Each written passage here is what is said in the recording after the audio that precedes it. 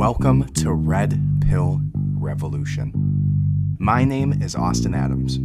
Red Pill Revolution started out with me realizing everything that I knew, everything that I believed, everything I interpret about my life is through the lens of the information I was spoon-fed as a child.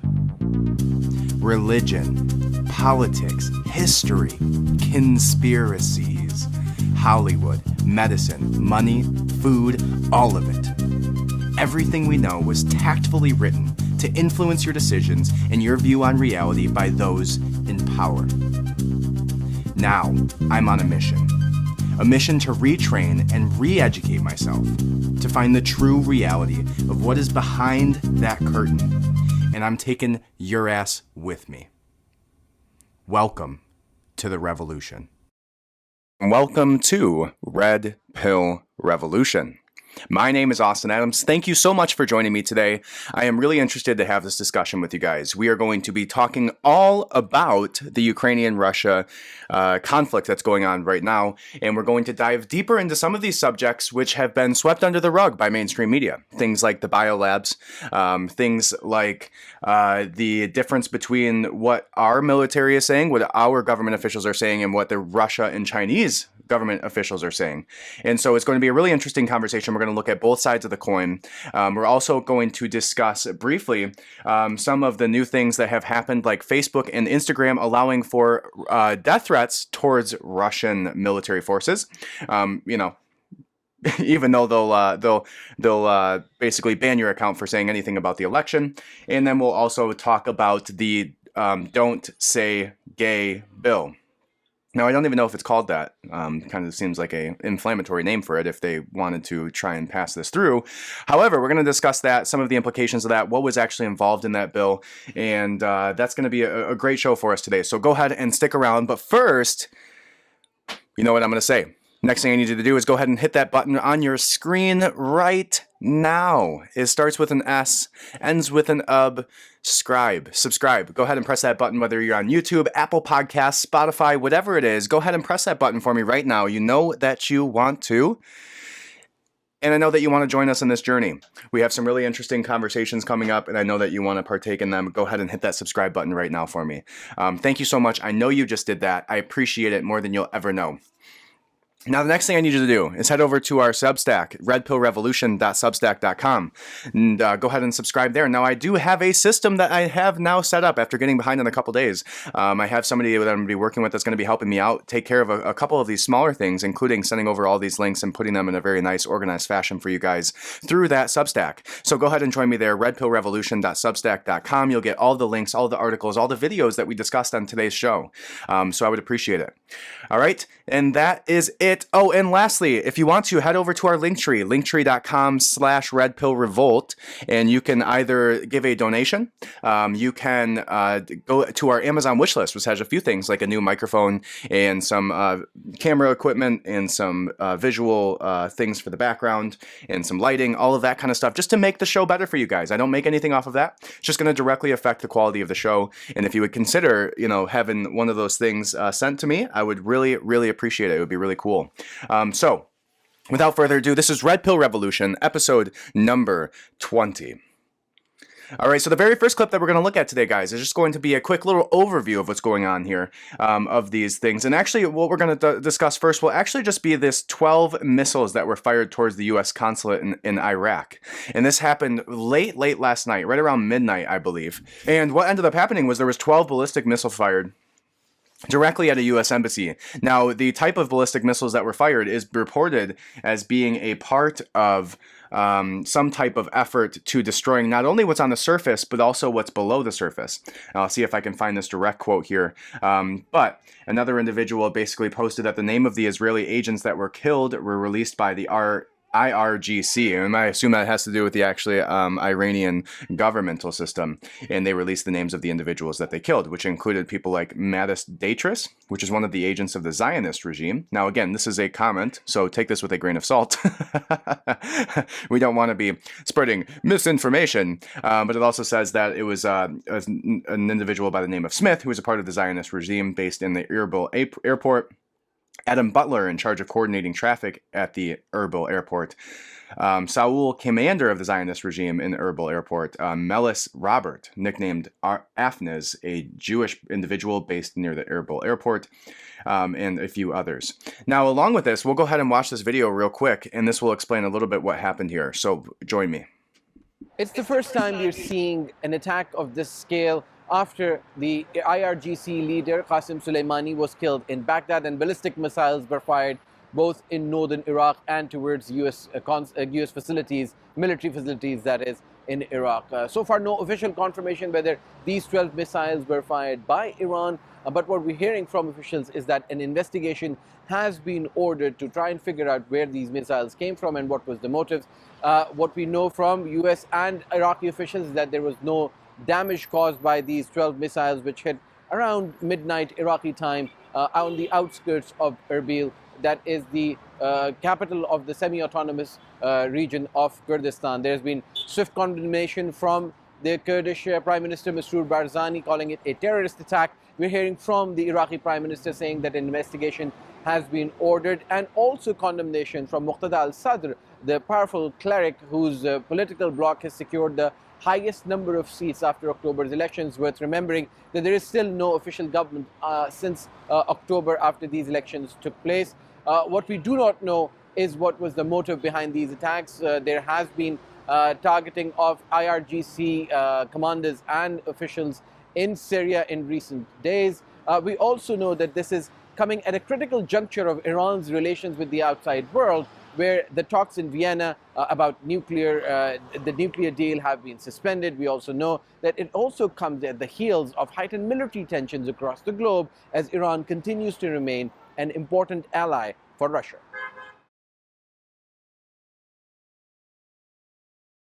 So if you understand what that means, and you understand our conversations that we've had prior, you understand how concerning that is. A U.S. embassy in Iran was just attacked with 12 ballistic missiles last night, in what could be the sparking of U.S. intervention and a U.S. military reaction directly as a result of this use of force against the U.S. installation. So if you understand that, you understand how much of a critical turning point this could be in the war, that these missiles were just fired on a base. Now, they came out and said that there was no damage done. Now, if you watch the videos of this, you cannot fathom that there would be no damage done here. You think they fire? How much money do you think those missiles were? How much do you think that cost Iran to send those missiles? How much did that cost them, right? And you think they're going to fire those without exactly knowing where that's going to go, right? Either you think they fired it as a warning shot. They spent all that money to fire that as a warning shot, or to poke the bear. No way. There was absolutely damage that was done. Go watch the videos. You'll see what I saw. There was absolutely damage that was done in and surrounding wherever they were trying to hit there. And so why is the U.S. military now trying to cover this up? Right, Iran's been a serious ally of Russia during these later escalating military tensions. So now we have word that 12 ballistic missiles were just fired at a U.S. military, a U.S. consulate embassy in Iran. And how many times have you heard the word World War III be thrown around? And if anybody was going to do it, especially after the Iran nuclear deal that was supposed to happen, or meeting at least, just got called off in the last several days. So is this in a response to that? Is this in a response to the sanctions that were placed on Russia? Or is this an ally who is seeing of Russia, who is seeing the U.S. intervene in such a way that they believe it is now their turn to intervene against the United States? Time will tell, because we still have no information on this. I dug around this morning, and there is very little information that we can dig up pertaining to this military attack on the U.S. embassy. So, I don't know what to think of this. I don't know whether this is going to spark the U.S. intervention. It sounds to me like they're trying to make it light of it and make it seem like not a big deal. I don't know how you do that, because how many times have we had a legitimate U.S. military or embassy be attacked in the last 10 years, especially during heightened nuclear war talks? Literally, and if you don't believe me, go back and listen to Russians or Vladimir Putin's speech that I went over in one of our last podcasts, about 2 podcasts ago.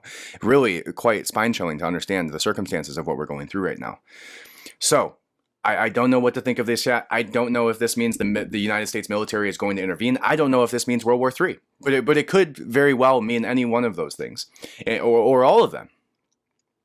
And so time will tell. We'll see what happens. We'll see what comes of this. And but I just wanted to get that word out to you guys that we do not yet know what is going to come of this conversation or of this military attack. And it sounds to me so far like they haven't even commented on it. So we'll see what they say over the next coming days, and we'll talk about it on our next show. However, the next thing we're going to talk about, and the next thing that we're going to go into, is the bioweapons lab, which has been a very, very heightened conversation over the last week or so. I put out a video 3 or 4 days ago that now has over 260,000 views on Instagram that talked about this from a previous show. And it goes over the information of Senator Marco Rubio. So we're going to watch a little intro into this conversation. Now, the intro that we're watching is coming from Infowars.com. If you don't know Infowars.com, it comes from Alex Jones.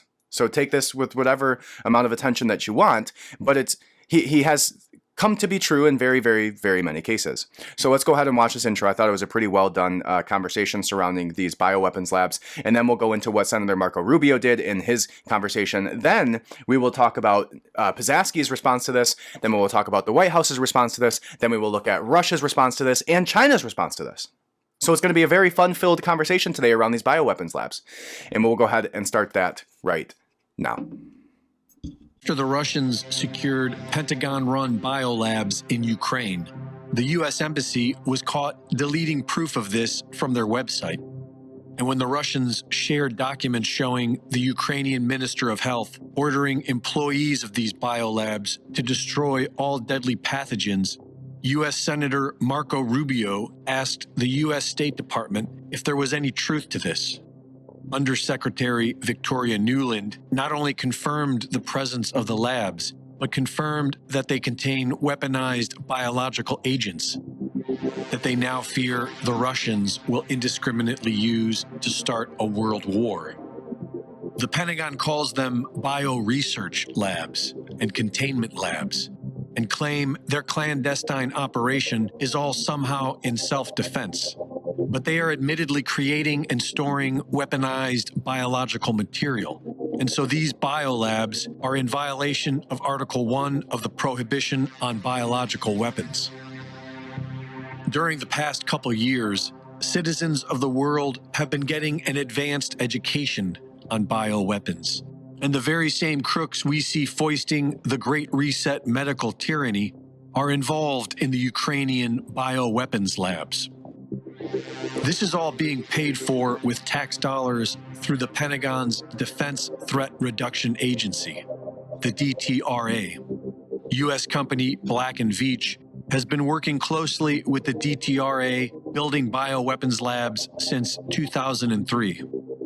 Black & Veatch share an office in Kiev with Metabiota, who signed an $18.4 million contract with Black & Veatch in 2014. Metabiota got their start in 2015 with funding from Hunter Biden's Rosemont Seneca Technology Partners, who gave Metabiota $30 million to help protect the world from the spread of epidemics. This is the very same Rosemont Seneca that was mysteriously wired $3.5 million from the wife of the former mayor of Moscow. And the very same Metabiota partnered with Peter Daszak's EcoHealth Alliance, the group that Dr. Fauci used to funnel money to the Wuhan lab for gain-of-function research in 2014. In 2014, Metabiota, EcoHealth Alliance, and the Wuhan Institute of Virology were together researching infectious diseases deriving from Chinese bats. Metabiota is working with known CIA front In-Q-Tel. It is funded by the U.S. Department of Defense, the NIH, the Bill and Melinda Gates Foundation, Google, and the National Geographic Society. Metabiota's founder, Nathan Wolfe, sits on the board of EcoHealth Alliance and is a member of DARPA's Defense Science Research Council. In 2012, he wrote a book titled The Viral Storm: The Dawn of a New Pandemic Age, wherein he thanked his friends, pedophile Jeffrey Epstein and biotech venture capitalist Boris Nikolic. Boris Nikolic was named Jeffrey Epstein's successor executor upon his death. Wolf has also been seen hanging out with Ghislaine Maxwell on multiple occasions. He is also one of Klaus Schwab's young global leaders, trained on how to enact the Great Reset agenda being directed by the World Economic Forum. Russia claims the Pentagon has over 30 biolabs in the Ukraine alone. China claims they are operating 336 biolabs in 30 different countries.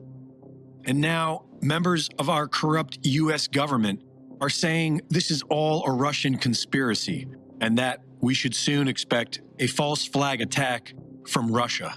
If there's a biological or chemical weapon incident or attack inside of Ukraine, is there any doubt in your mind that 100% it would be the Russians that would be behind it? There is no doubt in my mind, Senator, and it is classic Russian technique to blame on the other guy what they're planning to do themselves. Are you seeing it yet? Do you see how deep this goes? Do you see how everything is interconnected between these shadow governments and shadow organizations and shadow multi-billionaire, trillionaire societies that live within our culture? It is, wow. I had yet to watch this video. I try not to watch these videos too much, just to kind of dictate how much I want to show of it for you guys, because I want this all to be a true reaction. I didn't know all of that. I did not know about the specific Hunter Biden funded Biomedica, or whatever that company was that he was working with. I didn't know specifically about the ties between the individual who was Jeffrey Epstein's friend, who was also was funded to do this research in the first place.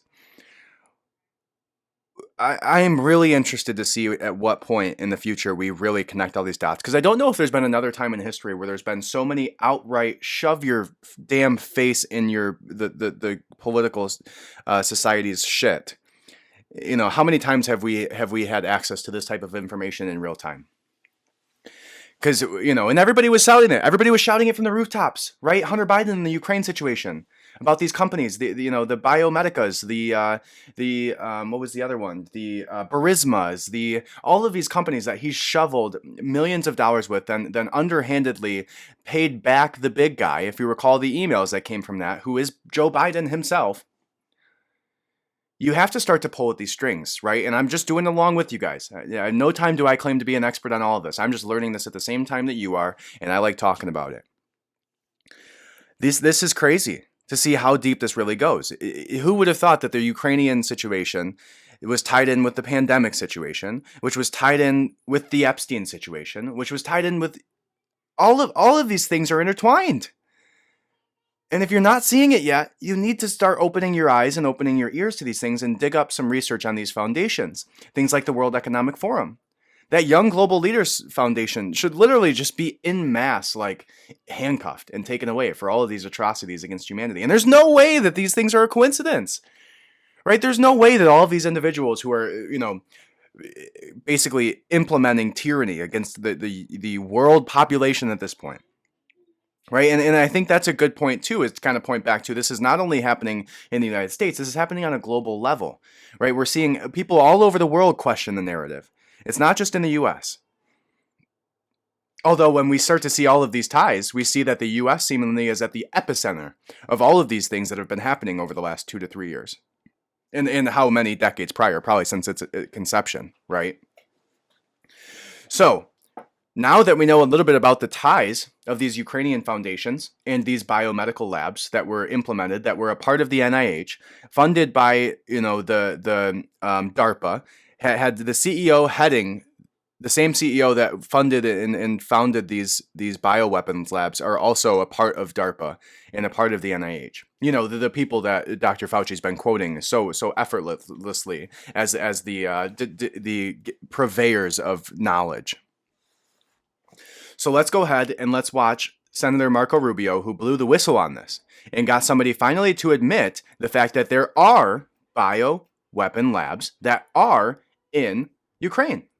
Now, the first part of this has specifically to do with Venezuela. It's about a 5-minute clip. I'm going to go ahead and skip that portion, but you should listen to it. I think almost the first 4 minutes of this clip were about Venezuela. But let's go ahead and skip to the part that is about the biomedical or the bioweapons labs.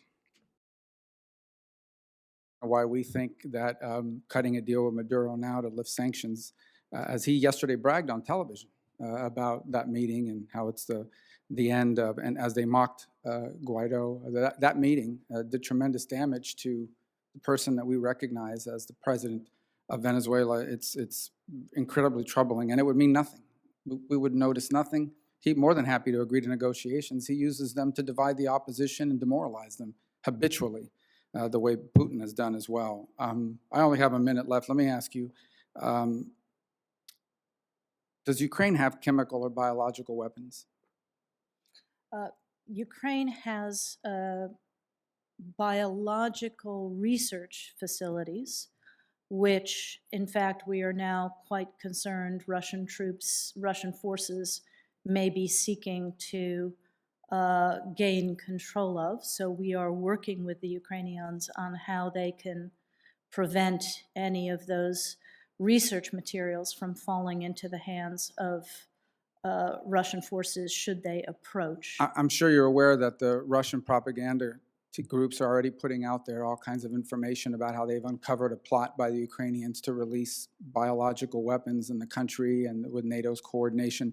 If there's a biological or chemical weapon incident or attack inside of Ukraine, is there any doubt in your mind that 100% it would be the Russians that would be behind it? There is no doubt in my mind, Senator, and it is classic Russian technique to blame on the other guy what they're planning to do themselves. Last question. I am certain that the Russians were looking at their reserves as a way to buffer sanctions. Do you know how, now that we've sanctioned the central bank along with others, do we have an idea of what percentage of their reserves are frozen or inaccessible to them? Virtually all of them are now frozen. You notice that the country's been under currency controls for almost 2 weeks now, and the whole point of putting so many of these top 10 banks under sanctions is to make it impossible for them to get access to their cash in hard currency. So, the first thing that we heard there was him mentioning the fact that there are bioweapon labs in Ukraine. And now we know that those bioweapon labs were put there under basically Hunter Biden's funding with the deals that he was pushing. But also we just found out there that Russia is looking to overtake these bioweapons labs. Now, these things were conspiracy theories, right? There was no biological, medical, or biological weapons labs that we know of. Until there is, until we find out about it, and until there's enough evidence to where they can't gaslight you anymore. Till they can't gaslight you anymore. And now they want you to believe that, oh, well, it's, you know, what was the next question? The next question was, oh, you know, there's been this information leaked that Russia may, said that the U.S. and Ukraine may release these bioweapons on their own people in an attempt to have a false flag. Right? And now Russia's saying, or now the U.S. is saying, oh, ha ha ha, classic Russia, saying that they're going to, you know, use biological weapons on people when real, or we're going to use them when really they are. Like this, like, you know, whatever they say bounces off of me and sticks to you bullshit. Right? Like, so they're saying basically that because Russia is saying that Ukraine could use these biological weapons, which we know that they had these labs there. Right, we know that now. She just admitted that we know that they have these labs. And now they're saying not only is Russia, you know, lying about these labs, which just turned out to be true, but now they're saying that, oh, well, Russia's also lying about the fact that we're going to use them. We would never do that. Really? Would you not? Yeah, classic, ha ha ha, classic Russia, always saying we're going to use biological weapons on people. Like, what a stupid thing to say, especially because if you see her right before she answers that question, she slightly smirks. She has a little smirk on her face talking about Ukraine and the United States using biological weapons against Russia or their own people. And Russia is saying something about it. So if Russia is now telling us the true information that we just found out, there are 30 biological weaponry plants or research facilities that are in Ukraine. Oh, but we'd never use them. Right? Of course not. Of course not. We wouldn't do that.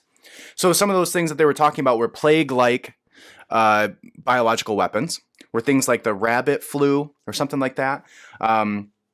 So we know exactly what these places were researching, and there was actual documents released, physical, confidential, or hopefully not confidential, so we can share them, but actual documents that were released by Russia that chose or talked about these claims being true. And I'm going to learn about this as you are. I haven't watched all these videos yet, so we'll learn about this stuff together.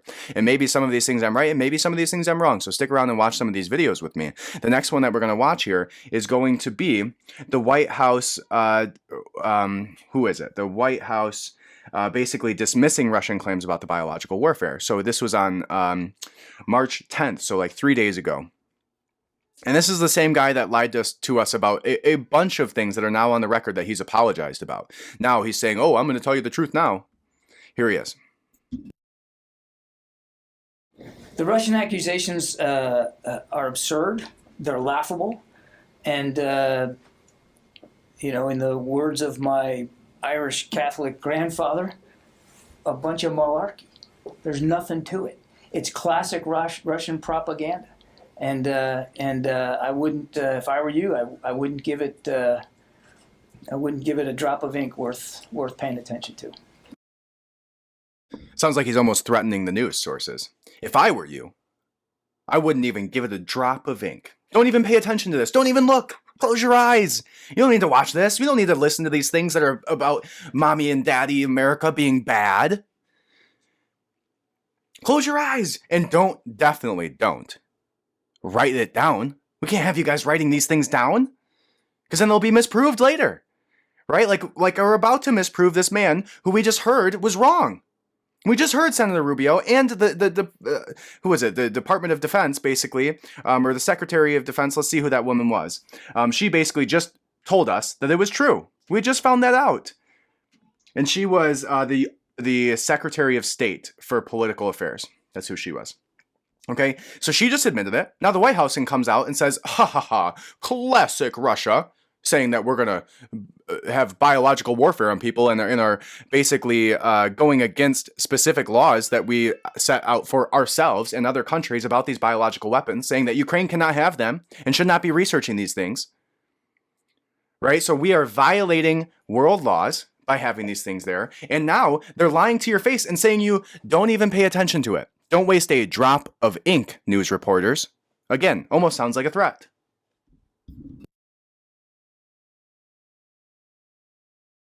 Yeah,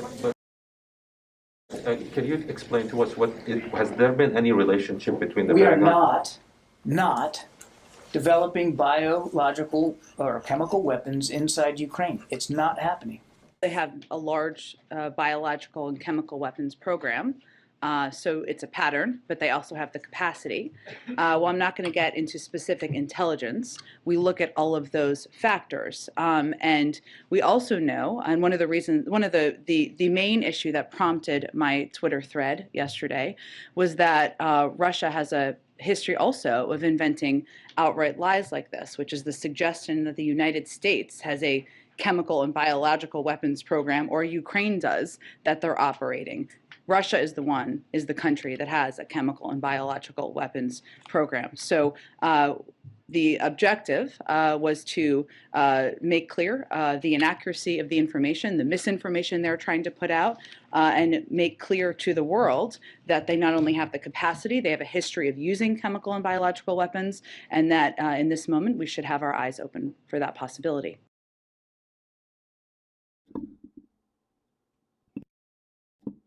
So you see what they're doing now. You see what the narrative is. All three of those people just said the same thing. Ha ha ha, classic Russia, saying that we are going to use biological weapons and saying that the United States is doing it and saying that Ukraine is doing it, but when really they're the ones doing it.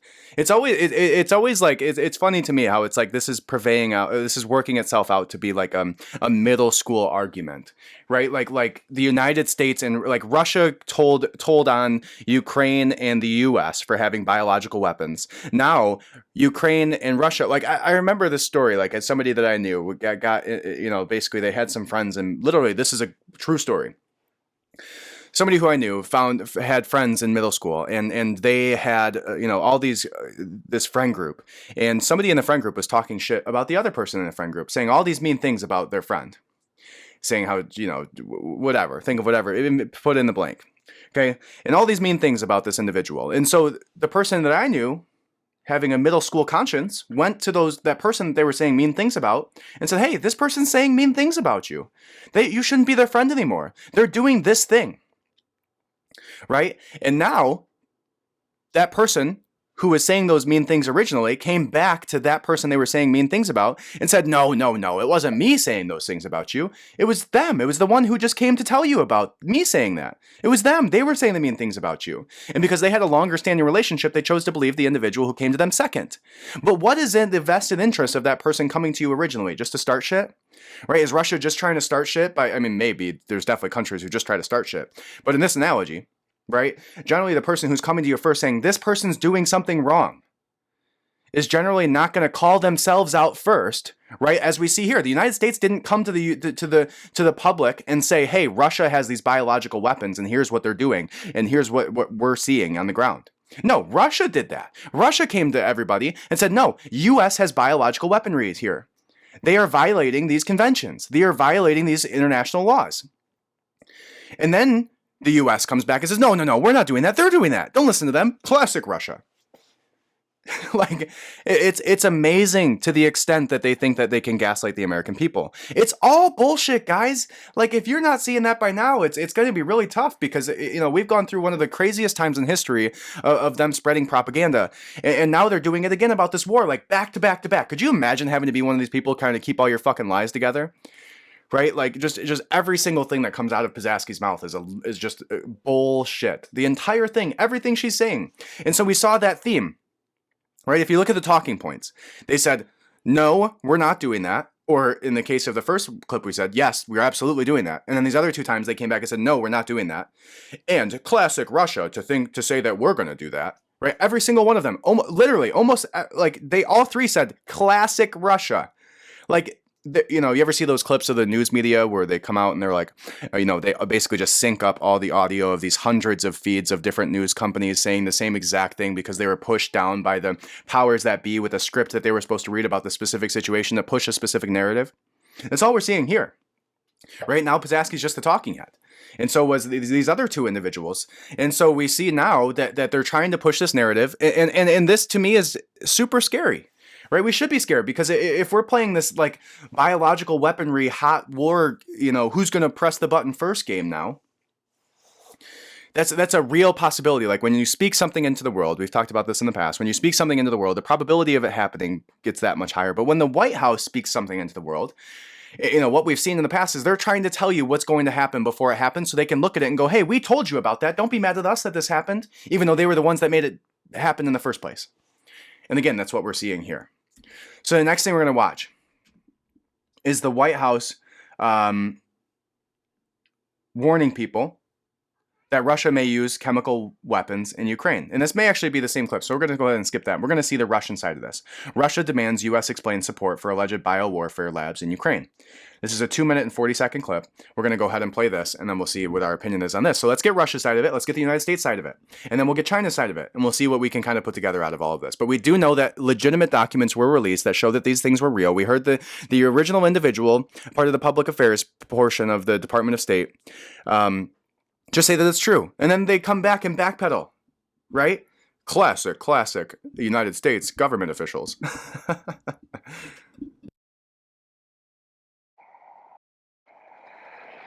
Мы подтверждаем те вскрывшиеся в ходе проведения специальной военной операции на Украине факты. Okay, now I know you guys don't speak Russian, so I'm going to go ahead and speak this for them. So it says, we are confirming the facts that were unveiled during the special military operation in Ukraine. This woman says, that indicate an emergency cleanup of military biological programs by the Kiev regime. They were carried out by Kiev and financed by the United States of America. Of course, it is out of question that they were used in a peaceful way to benefit science and peace, as they were financed by the United States Ministry of Defense. We assume that the U.S. Defense Department and the Presidential Administration of the United States, maybe I should read slower, are obliged to officially explain to the global community, not through talking heads about the programs in Ukraine. The issue is very important, and it is important to the entire world. We will hope that we would be able to sort it out. What these facilities were, the ones that operated on Ukraine's territory, in which, in fact, had been run by the American specialists.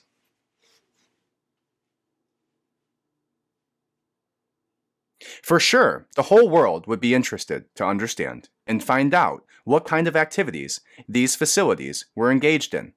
The goals of returning Ukraine to the origins of its sovereignty, as enshrined by the Declaration of Independence, which proclaimed its neutral status and cooperation with Russia, will be achieved as declared by the Russian leadership. It is better that this is done through peaceful negotiations.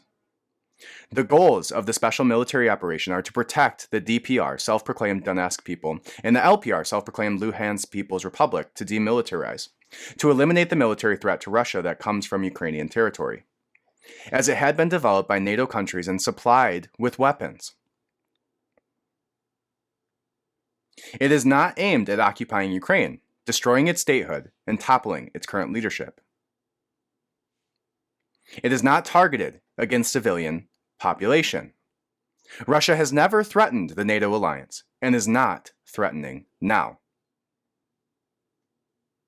At the same time, Russia cannot but react to the confrontational course taken by the NATO regarding our, missed the last word of that, regarding our country, okay?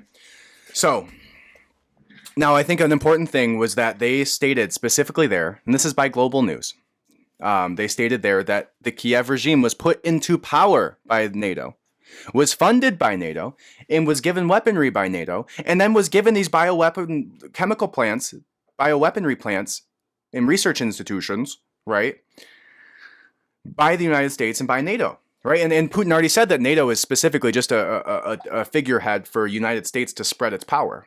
Right, so they're just all talking about the U.S. and knowing that these are U.S.-funded things. So what we did is we set up a third-party government in Ukraine under the Obama administration, put these individuals into power, decided that we were going to implement all of this shadow government things like these bioweaponry labs that are not supposed to be there according to international law.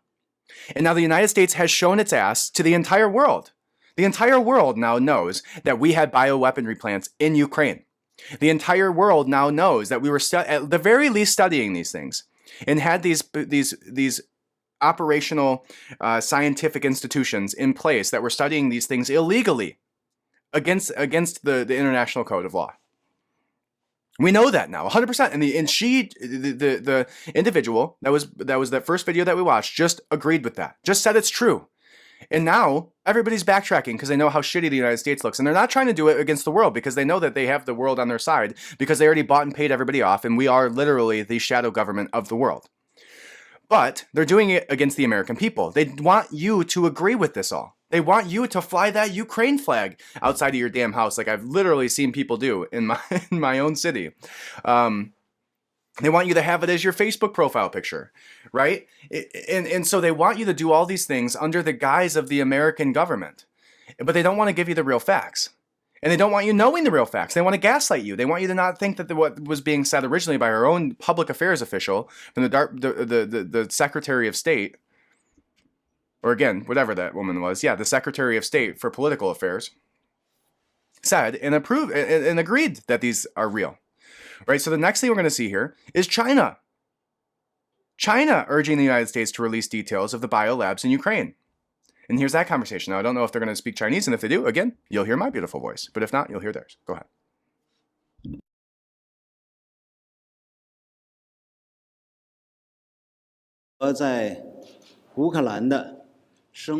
Recently, the U.S. biological labs in Ukraine have indeed attracted much attention. According to reports, in these facilities, a large quantity of dangerous viruses are stored. Russia has found during its military operations that the U.S. uses these facilities to conduct military plans. According to data released by the U.S., it has 26 labs and other facilities in Ukraine, over which the U.S. Department of Defense has absolute control.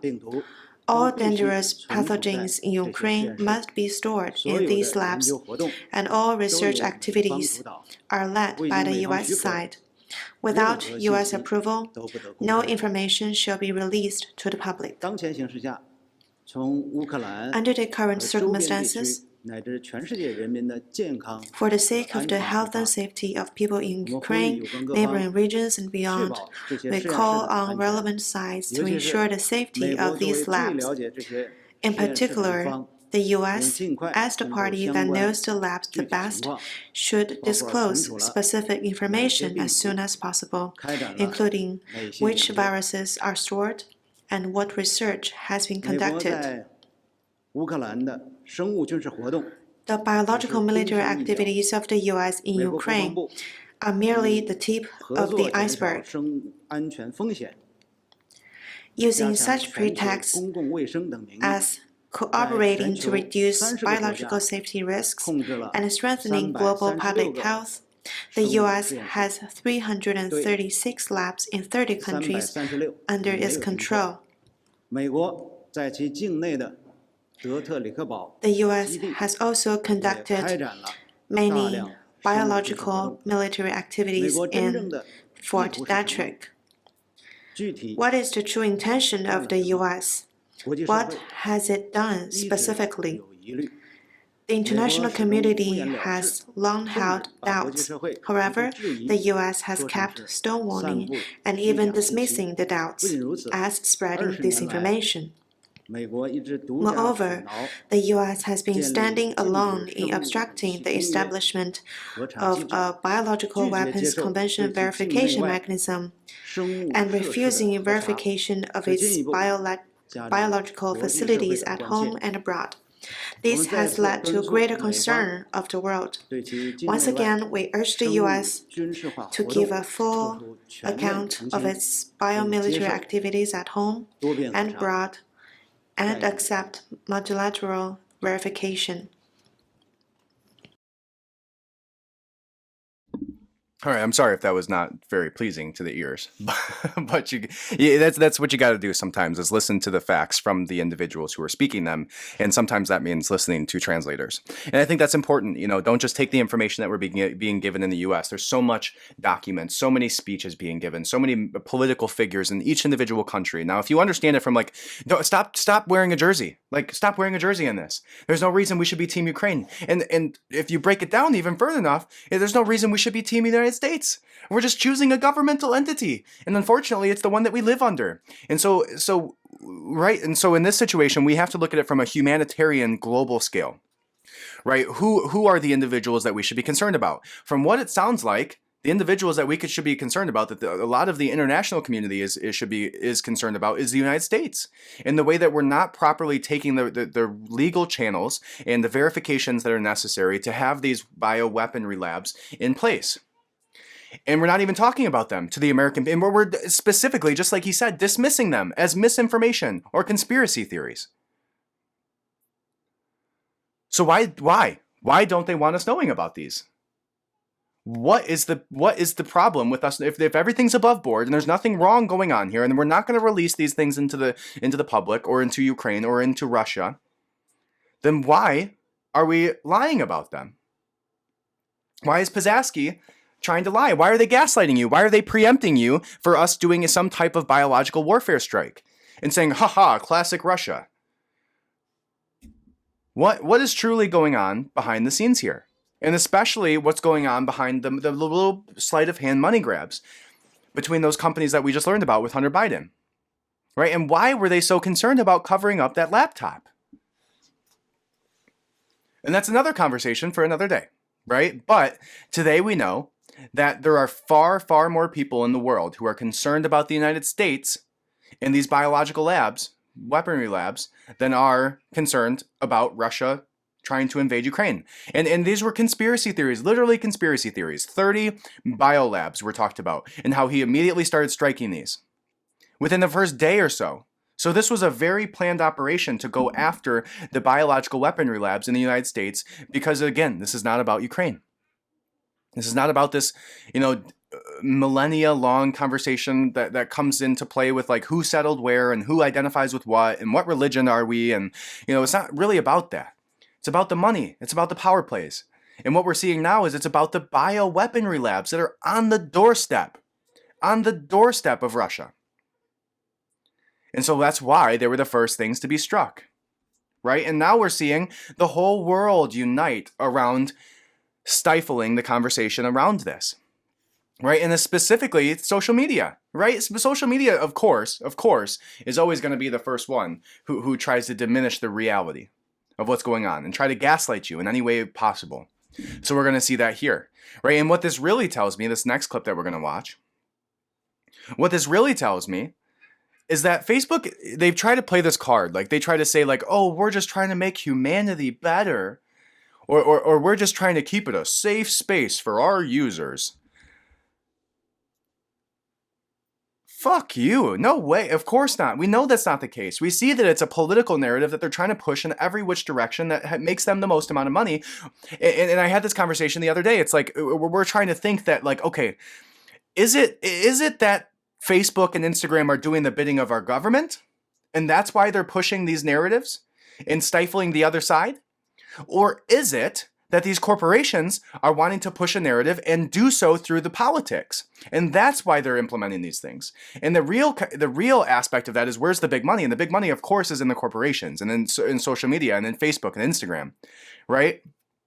And so it has to be the chicken before the egg, right? I don't know if that's the right analogy there, but it is. It's the fact that Facebook has these agendas in mind, and Instagram and Twitter all have these agendas in mind, and then they push them through the political governments. It's not that the government is pushing Facebook to stifle these conversations. It's that Facebook is pushing the politics and the politicians in our government to do certain things, and just enforcing them through the conversations that they can, shadow ban you for.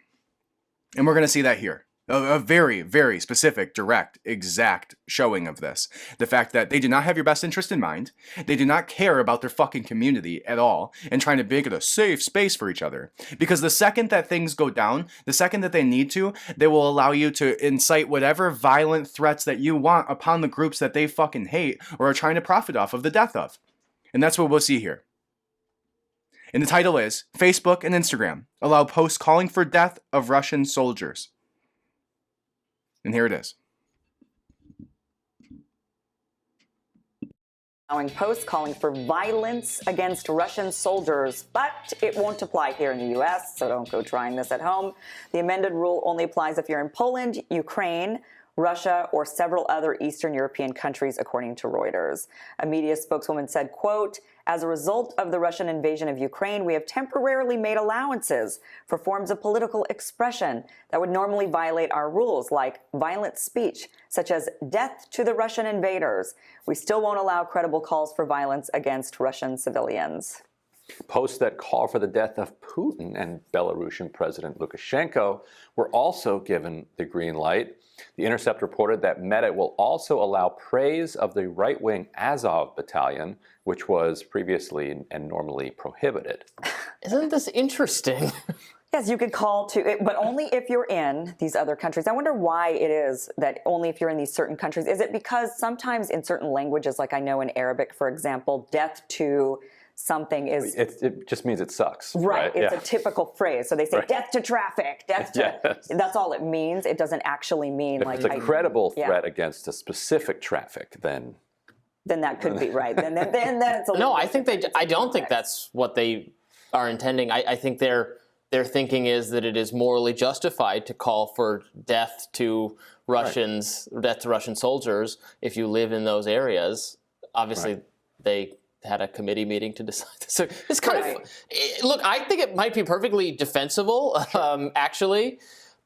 maybe it suggests that in general the policies around what you're allowed to say on Facebook and other social media platforms should be a little bit more permissible than they are now. If all of a sudden there's something like this and they go, oh wait, maybe it would be okay for people to say these things. Right. So you're allowed to call for the assassination of a foreign leader or even the killing of troops. Right. So as long as you're in one of these countries. Right.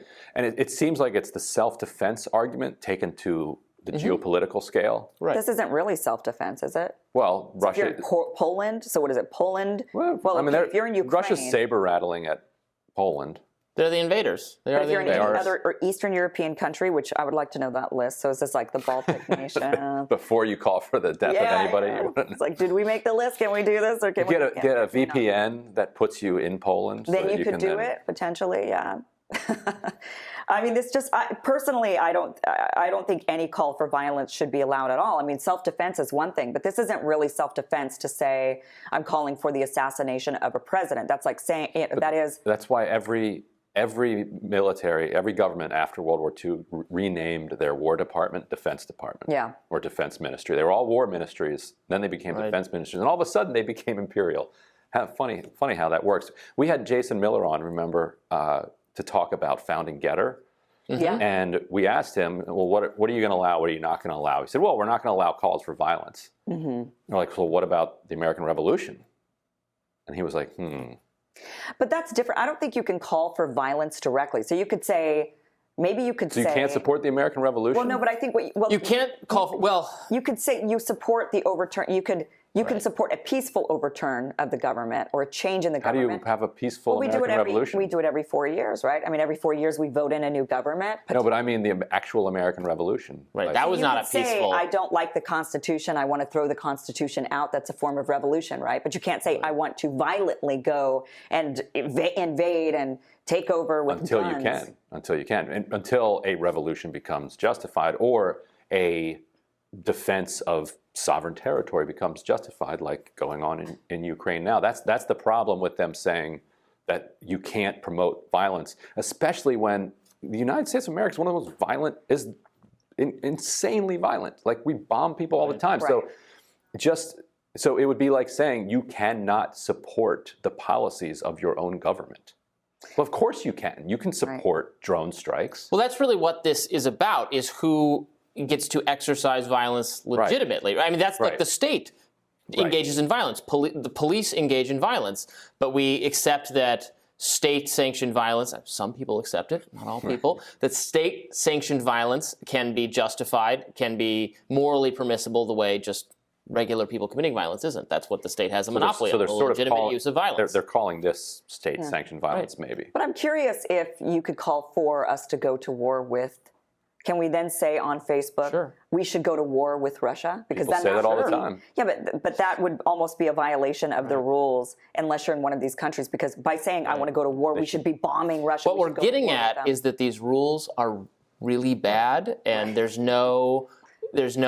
cannot be even enforcement of them because they're just far too subjective. Really, personally, it should be if it's a crime, then I could understand them saying, okay, we don't allow crimes. Well, the First Amendment hit something that's been litigated for 200 years. We've gotten to a place where it's extremely clearly defined and broadly agreed to, even by different ideological people. All right, that's enough of them. So I think for one of the first times, and I don't know why I play them all the time, but I'm happy I did this time. They made some good points, which is like the first one being the fact that all of the war machines and all of the war what did he call them, war entities turn themselves into defense entities, and all of a sudden it becomes acceptable to do what they do on a daily basis. But also, I did like the conversation surrounding the freedom of speech. It's like, if you're going to allow this in this instance, then you are proxies in my head right now. But you are then allowing violent speech, but only when it's convenient for you. And you are taking a side in these political and governmental affairs, which then makes you a purveyor of information and pushing out what's right and what's wrong. And who's to say that it's right and what's wrong? So you have to allow all of it. So if you're going to allow people to say death to the Russian regime, as long as they're in these certain specific coordinates, then you should allow it everywhere. Because you can't take a side. Facebook. You can't take a side, Instagram, on these geopolitical warfare schemes. Like you can't decide who's right and who's wrong. You have to let the people just discuss it amongst themselves. So just let it be conversation. You can't choose who's right and who's wrong in these conversations. It makes you a, you know, what is it? A publisher, right? Is that you are now taking a side. And again, what's it going to come down to? Are they going to allow the vaccinated to call violence against the unvaccinated eventually because it's right to them? Because that's what this opens the door for, right? The Facebook and Instagram allowing violent speech towards Russian individuals and soldiers is opening the door for violent speech against anybody, and it allows them to then decide who's right and who's wrong and who we can talk about and who we can't talk about, and then opens the door, just like I said, opens the door to them allowing for people who are vaccinated to call for violence against the unvaccinated, for the Nazis to call for violence against the Jews, as long as it's justified. And that is a scary thought, because now they are the dictators of information. Now they are the dictators of the narrative. And now they get to decide, you know, because they know what that speech does, and it kills people. It causes murder on a massive scale. And now they're deciding who lives and who dies. And we're just going to sit back and keep throwing up memes and do nothing about it. Although, shout out to True Social, where all of this should be allowed, from my understanding. Right? And they even said that Getter, you know, doesn't allow for violent speech. But under what context? And who gets to decide what's violent? Right? So it brings up an interesting moral dilemma of why do we get to tell anybody what they should say on any of these matters? Because if you are telling one person and not allowing the other person to talk about it, then you're choosing a side. And you, because of that, are responsible for the deaths of the individuals that come of that hate speech or of that violent speech. And so you just have to let speech be speech. These social media accounts and these social media companies should not be being the dictators or the deciders of who's right and who's wrong in a war. Because I'm sure if there was a Nazi-ran Facebook in the 40s, they would have said that it was okay to call for violence against the Jews. And if there was a Jewish-ran Facebook in the 40s, they would have allowed for violent calls against the Nazis. But who's right and who's wrong? And who the fuck are they to say? On that note, let's go ahead and let's discuss briefly this quick little conversation surrounding the Don't Say Gay bill and what it actually entails. And then we'll look at Pisaski's response to it. So we'll see briefly what this is actually about. We'll have a conversation about it. We'll see what Pisaski's dumbass has to say about it. And then we'll discuss it again. And that will wrap today up. So let's go ahead and watch it. The Florida Senate's Education Committee is under fire after approving legislation that would bar Florida school teachers and officials from encouraging conversations about sexual orientation and gender identity in primary grade levels or at any level if it's in a manner deemed not age appropriate for students. Named the Don't Say Gay law by its critics, the legislation also limits these conversations from taking place during student counseling and expands parents' rights to sue school districts for concealing students' sensitive mental and physical health information. Florida Governor Ron DeSantis announced his support for the legislation earlier this week, saying, quote, "We've seen instances of students being told by different folks in school, oh, don't worry, don't pick your gender yet, do all this other stuff. They won't tell the parents about these discussions that are happening," DeSantis said. "That is entirely inappropriate." Meanwhile, President Joe Biden slammed the bill yesterday in a tweet, calling it hateful and telling LGBTQ students, quote, "I have your back and my administration will continue to fight for the protections and safety you deserve." Our rising panel joins us now to weigh in. Andrew Feldman is a Democratic strategist. Emily Jashinsky is culture editor at The Federalist. Welcome to you both. All right, I don't care about those two person's opinions. What I do care about is the fact that you should not be teaching anything around sex or sexual orientation or trying to have a conversation surrounding what my child or literal this is from what I saw, it was grades up to 3rd grade. They cannot talk about sexual orientation. Why the hell do you want some random 35-year-old man or woman talking to your children, your 7-year-old, about sex? I think this should just be a general rule, whether it's about straight sex, gay sex, whatever it is. Transhumanoid sex, animalistic bestiality, Don't talk to my 7-year-old. Don't talk to my 8-year-old. Don't talk to my 15-year-old about these things. Let them discover it. I don't need some person who makes $30,000 a year who went through a liberal university, only hearing the thoughts of their professor, but never actually being in real life to learn about these things, telling my child what's acceptable and what's not acceptable when it comes to sex.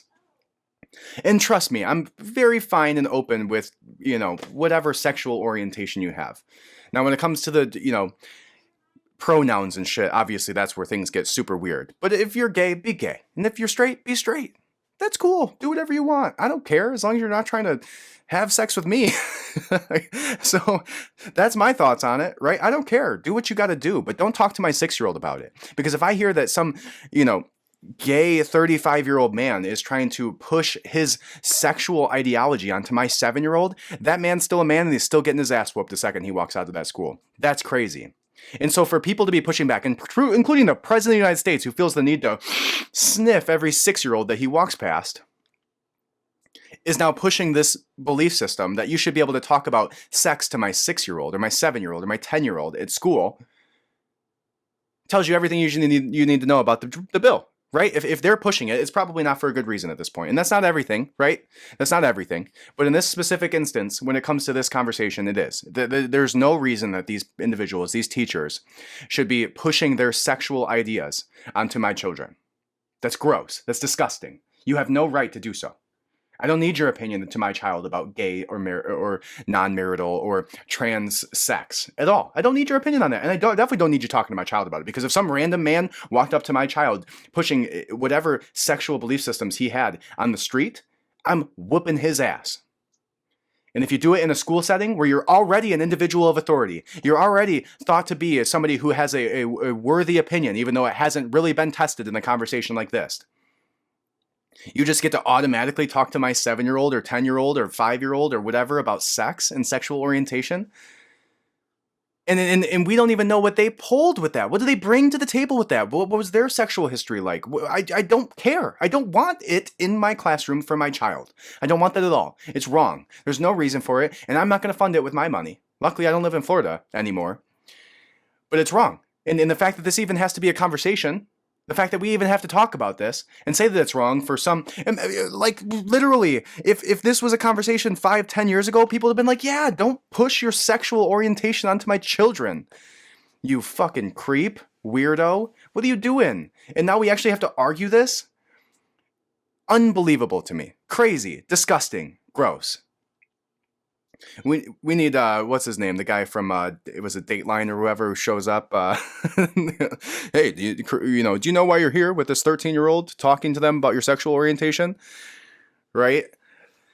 Disgusting. There's no reason for it. Absolutely no reason. And I believe let's look it up. And it was by the critics. Obviously, they shouldn't have called it "Don't Say Gay" because obviously that's not the point of it. It isn't about not saying gay. It's about not pushing your sexual ideology onto my child. So, census back bill sparks outrage. Let's see if it got passed. It passes. So Florida House did pass the bill, thankfully, right? And now I like how they call it that "Don't Say Gay" bill, right? They like to put these little 1, 2, 3-letter words like the, Patriot Act, the "Don't Say, the N-word Act." Like, yeah, of course, you dummy. Right, we should be able to say gay, but you don't need to say it to my 6-year-old and try and push your sexual orientation onto a child or an infant.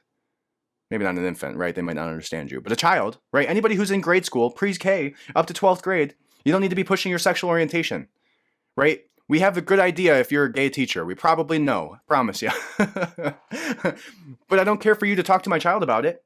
There's no place for my school system to talk to my child about sex. And if I want that, they can do it in sex ed class, and I can approve the curriculum. And all they did was open up the door for there to be actual litigation in the events where these teachers are talking about these sick things in front of children, right? And this comes on the back of, who was it? Somebody's, I forget the name, it was somebody's husband, right? Was it Buttigieg or somebody like that?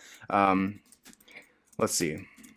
Buttigieg, something like that, who basically their husband had a whole, and there was a video that went around in it. Yeah, Peter Buttigieg's husband reciting the LGBTQ pledge with gay youth camp in viral video. So basically what this was, let's go ahead and we can see if this video here basically, and I don't think this was an exact example, because I believe this was like a specifically gay camp, right, where you send your child if they're gay and you want them to feel accepted. So I believe that was kind of the context around this, which makes it a little different than just preaching to a first grade class. But let's go ahead and watch this video where he basically recites a Pledge of Allegiance over and above our actual country's Pledge of Allegiance surrounding gay rights. It's quite amazing to me how they try to just like bury these clips of people. Like they make it very specifically hard to find on the spot. So give me a minute or two while I'm going ahead and pulling this up for us here. But yeah, so basically what he did is I pledge allegiance to the, gay flag of the United Gays of America, and to the amazingness in which we sparkle, and like all this weird stuff. And there's no place for it. Right now, I think there is some context to be had if it is a gay camp specifically, but I don't think it's acceptable. I don't think you need to be talking, like some 35-year-old man does not need to be talking sex with a 10-year-old. Like, there's really no reason for this at all. And so what we'll find in this bill is that all that's doing is stopping that conversation from happening in a setting where, it shouldn't be anyways. And again, they're just burying it. And I hate to leave you guys like hanging with the time of me searching for stuff, and then I got to go back and edit it and do all this stuff, and like, it's not the way to go. But if I would have thought this through enough, I would have had this video pulled up for you. However, let's just talk about it, because basically it was like, I pledge allegiance to the gay flag of the pride flag of the United States of America, and to the gays in which it stands, one sparkle under love and indivisible with, happiness and, gayness for all, whatever it was. Now, again, I think the context is important. I think it's important to understand if this was a specific gay camp compared to an individual first grade class. But I also think that there's no reason you should be sending your child to a LGBTQ camp at 10 years old. Like, no, my parents never sent me to a straight camp, right? I probably would have liked it if they did.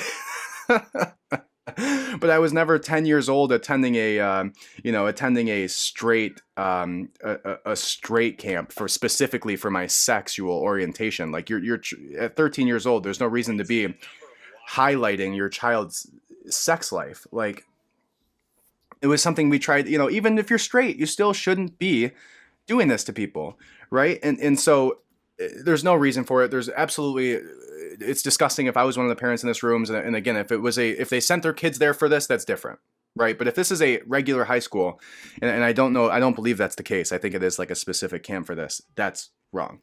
But here seems to be the clip. At least this is a website that says that they're going to let me watch it. And here it is.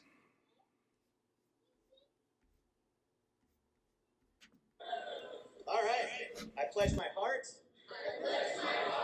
the rainbow of the not so typical gay camp. One camp full of pride, indivisible, with affirmation and equal rights for all. Watch your heads.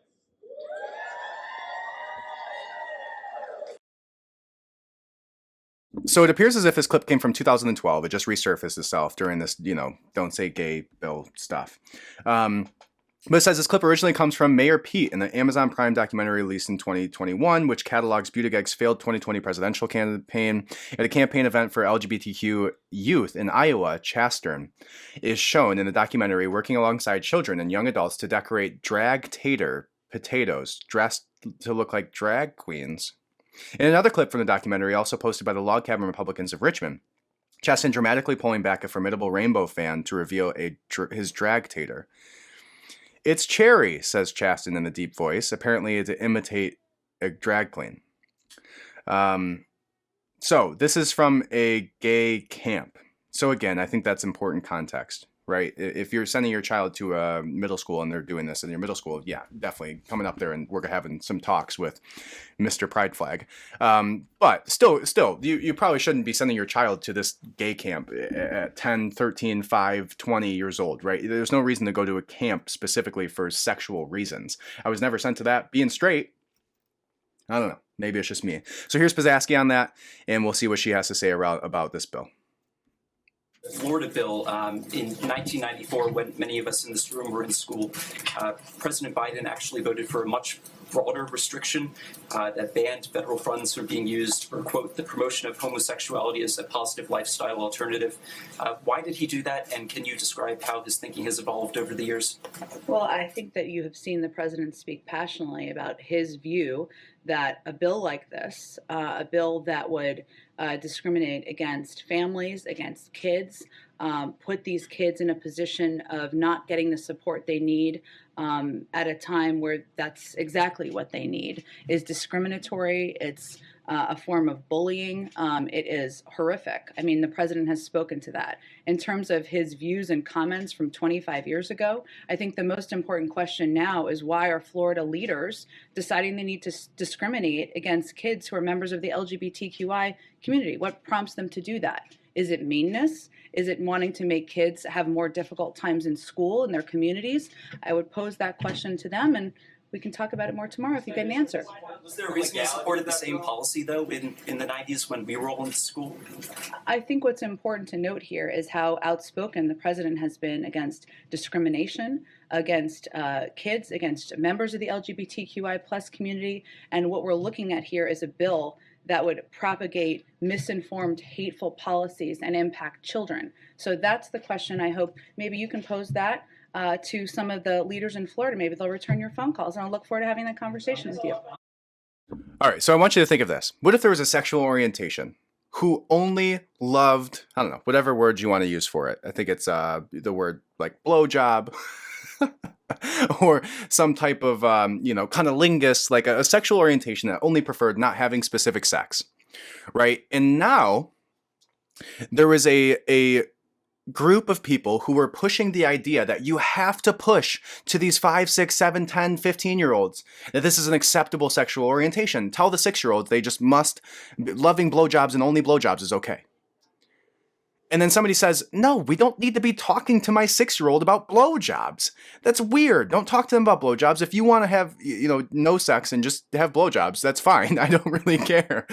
But if you want to push that ideology onto my child at 6 years old, I find that to be inappropriate. I find that to be wrong. Right? Whether that's having sex with somebody who's the same, gender as you, whether that's having specific types of sex, it's all just inappropriate. Just because I don't go to the school and say, hey, you should push this ideology on my 6-year-old, just because I find it wrong that they want to implement a teaching moment around this blowjob sexual orientation, doesn't mean that I hate blowjobs. That's couldn't be farther from the truth. But it does mean that I don't think it's appropriate for children school age to be having this discussion with a 35-year-old man or 45-year-old or 65-year-old man who feels the need to talk about sex in school. It's weird. It's wrong. And it shouldn't be happening. And that's all this bill does and all this bill says. Nothing's discriminatory. They're not talking about how straight sex is the best sex in school. They're not doing that. And they're not talking about how being gay is horrible. Nobody's doing that. There's no, you're fighting the wrong enemy here. We all agree. Being gay is okay. It's not, I don't care what you do in your sex life. Just don't bring your sex life to my child's middle school or elementary school or preschool and decide to preach it to my 6-year-old, because if you do, I'm going to come up there and I'm going to whoop your ass for it because you're creepy. And on that note, thank you guys so much for joining me. I hope you got some clarity today around the biolab situation. I think it was an interesting conversation to listen to both sides of it and see what everybody has to say. And then go ahead and look out for the link tree. I'll go ahead and put up some of those links from the actual articles and documents that were released by Russia that show these biolabs do exist. And we'll have another discussion later this week. And that's all I got. Thank you guys so much. I hope you have a great week. Thank you so much for joining me, and welcome to the revolution. Have a great week.